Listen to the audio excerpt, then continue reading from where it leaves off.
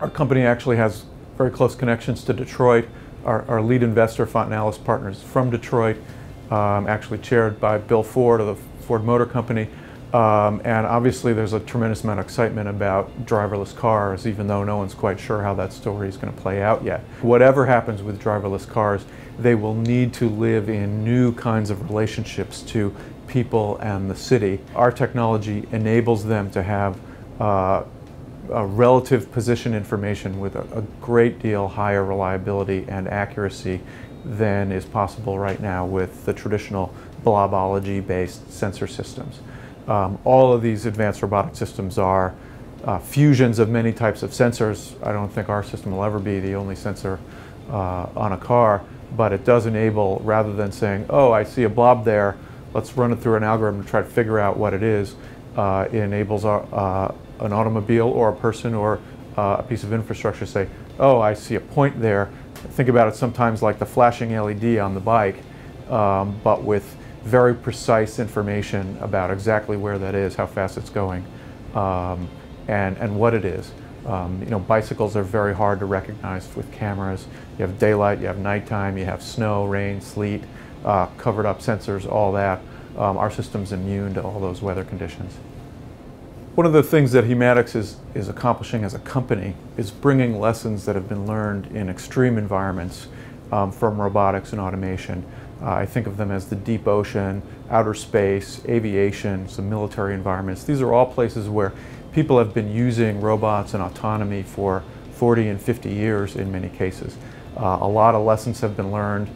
I've learned some of them, many others have learned others, about how these things work, what's the best way to get them deployed in the field, what the reliability is, how you build trust.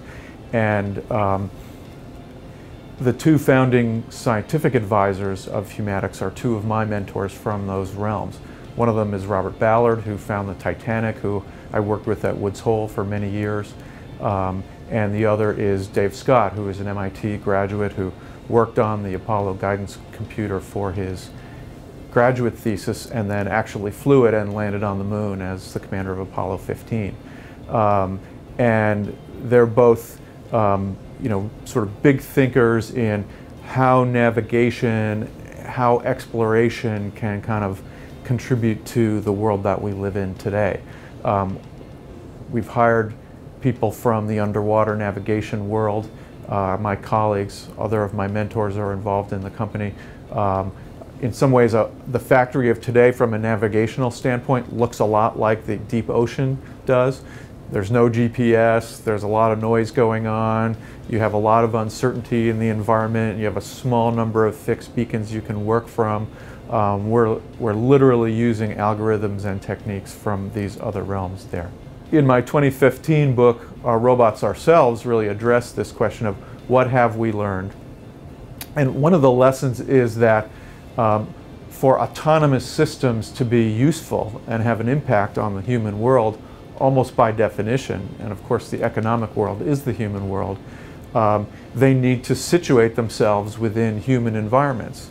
And the idea of a robot being off by itself in the desert is, even when we put them on Mars, they're still very tightly related to human environment, human controls, human assumptions that go into the design of the robots.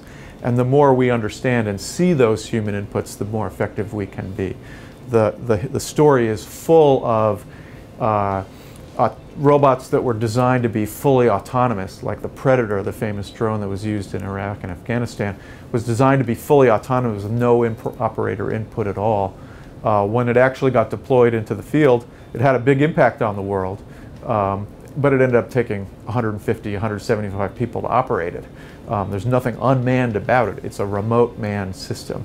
And many other systems bring new levels of decision making. It's not that there's nothing exciting going on in the world of AI and autonomy, but when we actually yoke those systems to provide human value in various settings, we need to think about how they're embedded in these human contexts. You see that story play out over and over again.